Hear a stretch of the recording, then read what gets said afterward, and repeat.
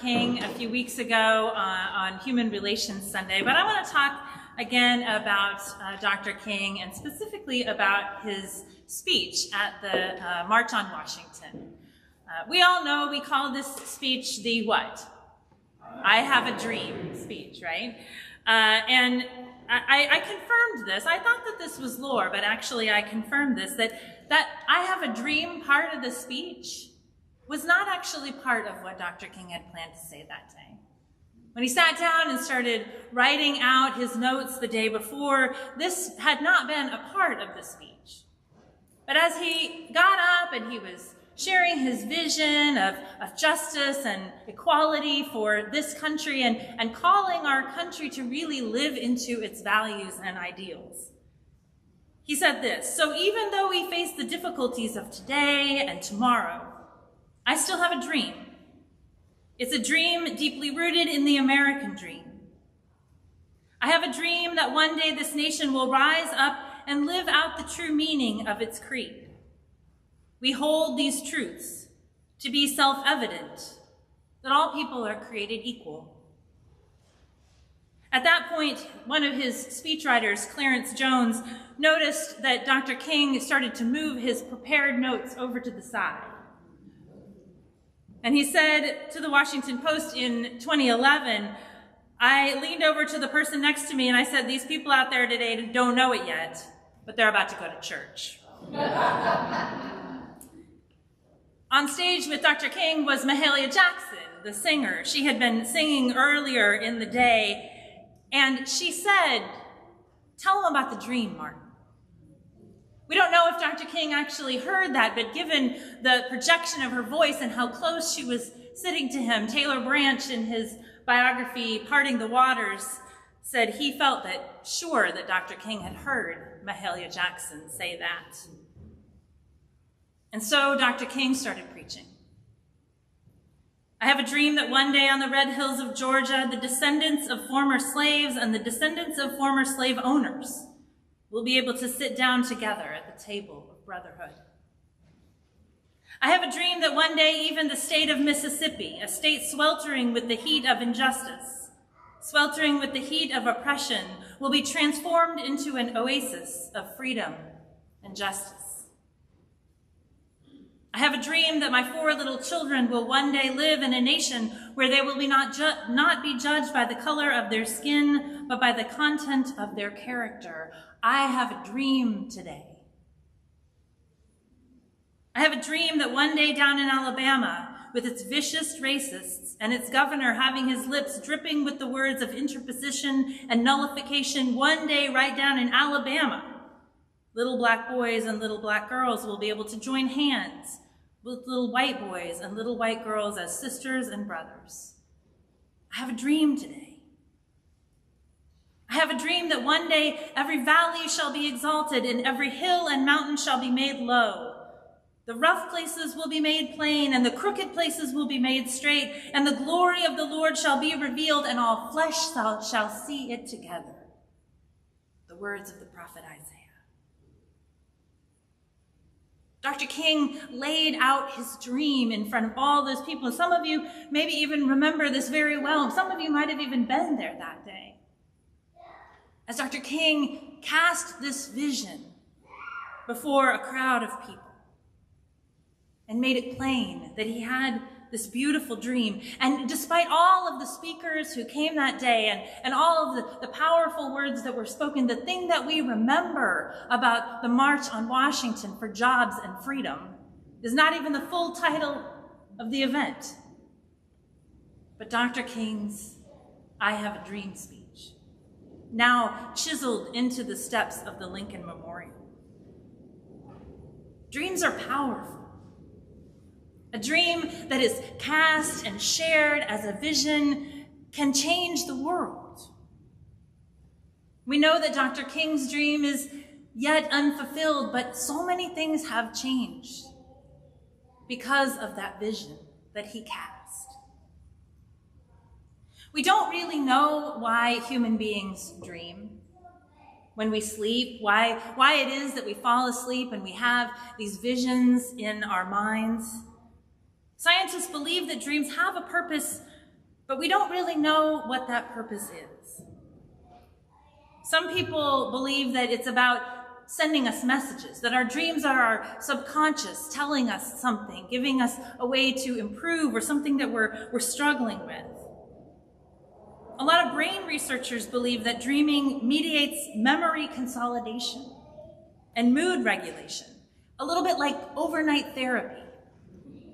While we dream, we process what's going on inside of us and in our lives. But in our sleep-deprived culture, we are starting to find out that people are not sleeping as much as they need to. And therefore, people are not dreaming and not remembering their dreams. According to the CDC, 1 in 3 adults in the United States report not getting enough sleep. 40% of adults fall asleep during the day without meaning to. Some of you right here. It's okay. It's okay. It's okay. It's a safe place. As many as 70 million Americans have chronic sleep disorders. Teenagers, we know, need 9 hours of sleep for their brain development. And studies are showing that 70% of teenagers are not getting the sleep they need. A decade ago, the National Institutes of Health named sleep deprivation as a public health epidemic. And today's sleep economy, which includes everything from mattresses to wearable devices to supplements, is a booming part of our economy. This year, it is anticipated that Americans will spend $585 billion trying to have better sleep. We know that we need to sleep because we need this to restore our bodies, we need it for our health, and we need it so that we can dream. Because dreaming is part of how we process what's going on in our life. It's how we remember things and consolidate memories. It's how we process stimuli. It's a consciousness that helps us incorporate the experiences we've had and prepare us for the future. And psychologists believe that dreams are where overwhelming, contradictory, or highly complex notions are brought together by our dreaming ego. Notions that would be unsettling while we are awake serve the need for psychological equilibrium and balance when we're dreaming. We need to rest. We need to dream. We need dreams so that we can process and prepare and live in the world, so that we can be creative and resourceful and resilient. As Kelly said, we have to dream so that we can envision a different kind of world, a beautiful world, a more just and creative world. If we can't imagine it, then we cannot build it. And I wonder if some of the reason why we are so fractured and so fractious in our society today is simply because so many of us are so dang tired. This limits our imagination and our dreaming. So Tricia Hersey, in her book, Rest is Resistance, reminds us that the purpose of rest is not so that we can be more productive to the oppressive systems that sap our energy. We don't rest so that we can do more for the capitalist and white supremacist culture. We rest so that we can be more human. So that we can connect with that image of God that is inside of each of us, so that we can dream and imagine a different kind of world in which the image of God in all of us can come more fully. She writes, I wonder about what our bodies can do from a rested and imagined space. What could we heal? What could we figure out? How would our justice work look different if all involved were not sleep deprived? What transmissions could we receive in our dreams that could guide us to our liberation? I don't think this is so different from what Jesus was saying in the Gospel of John. as he was trying to prepare his exhausted and traumatized disciples for his departure, for his death. Jesus reminded his friends as he gathered them together for a meal, as he sat down with them and washed his feet, that he was giving them something that the world could never take away. No matter how violent or abusive or traumatizing what the thing that was to come would be, Jesus was promising to leave them with peace. The peace of God, the peace of the Holy Spirit. In the midst of their worry and grief, Jesus promises them that he will never leave them alone, that his peace will be with them. I do not give as the world gives, Jesus says. I do not give as the world gives, because the world, it doesn't give. The world takes away. The world as we know it is set up to steal our peace, to keep us anxious and worried and preoccupied, to keep us scrolling and spending. The world robs us when we are told that our worth is connected to our productivity, that our value is tied to how much we contribute as consumers. Jesus tells us we don't have to worry about these things. We can rest. We can rest in God because we are made in God's image. Jesus is our shepherd, inviting us to lie down in green pastures and by pools of still waters, to place ourselves in God's care. And I wonder if we really believe that. If we let that sink into our hearts and our minds and our bones through spiritual practice, if we had this kind of rest spiritually and emotionally and physically, if we were allowed to let go of the things in the world that are not serving us and breathe in the peace of the Holy Spirit, what kind of different world might we dream of? This past week, I spent the whole week at a training through a program called the Dialogue for Peaceful Change. It comes out of the Cornwell community in Northern Ireland, and their restorative justice practices come from a time in which their society was torn apart by conflict and division. This Dialogue for Peaceful Change model teaches that creative problem solving requires us to move from our amygdala, this lizard part of our brain, this reactionary fight or flight instinct, which, by the way, has helped us to survive for millennia. But we have to move from here to what they call our upstairs brain. We have to move to our higher reasoning and our thinking brain. We have to have space to breathe so that we can stop this physical reaction and this need to want to fight and enter into conflict. And we can step back and creatively problem solve the situation. We spent a couple days learning about their philosophy and their methodology, and then we spent 2.5 days engaging in a mediative process. We were given a scenario, a real-world scenario, from the Balkans, from Northern Ireland, from Zimbabwe, and we were told to live into this story and into these people's lives and to work out this conflict with two mediators using this process. And it was fascinating how when we got into the heart of this conflict and we started acting out these roles, how much we were using this lizard part of our brain. It was quite emotional.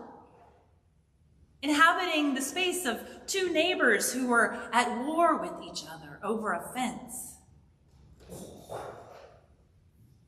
And by the end of the day, we were expected to have some homework. to go home and to think about some creative problem solving that might help us to mediate this conflict. And I tell you, by the end of that day where we had been learning all week and we had been practicing and living into these roles, I was exhausted. This wasn't even my conflict. And I couldn't really think of any creative solutions. And I went home that night and I slept like the dead. And then I came back the next day and sat down and engaged in this process again. And using this part of my brain instead of this part, we started to think about some ways that we might mediate this conflict. Some creative ideas that might move this situation forward. But in order to do that, to think in that way and to engage in that process, we had to be rested. It just confirmed to me that if we are going to dream of a different kind of world, a more just and truly peaceful world, if we are going to change these systems that oppress and divide us, if we're going to bring a different kind of church into being, if we're going to shift our personal relationships and the dynamics in those relationships and the places where we have conflict in our own lives, we need rest. We need to have the space to dream and imagine something new and different. We need to have spiritual and emotional resources to draw upon when the work gets hard. So I want to close by using these questions that Tricia Hersey poses in her book. Questions for us to think about and to journal about and to imagine what a different world could look like. I invite you, if you want to, if you feel comfortable, you want to close your eyes. Do as the children did and imagine your favorite place, a place of peace and rest for you. And as you begin pondering the ways that you can integrate and shift your mindset around rest and slowing down, imagine your response to these questions. What do I feel called to do?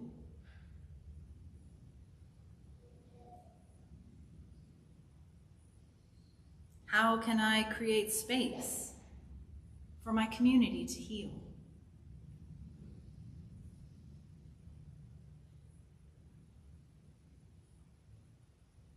What is it that needs healing in me?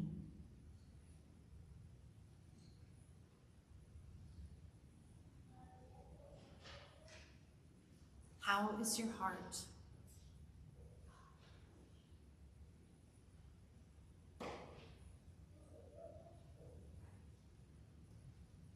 What are you holding?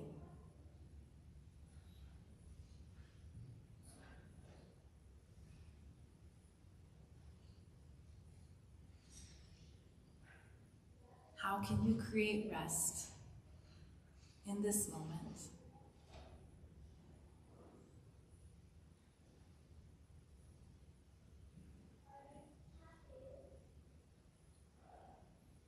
Are you ready to change?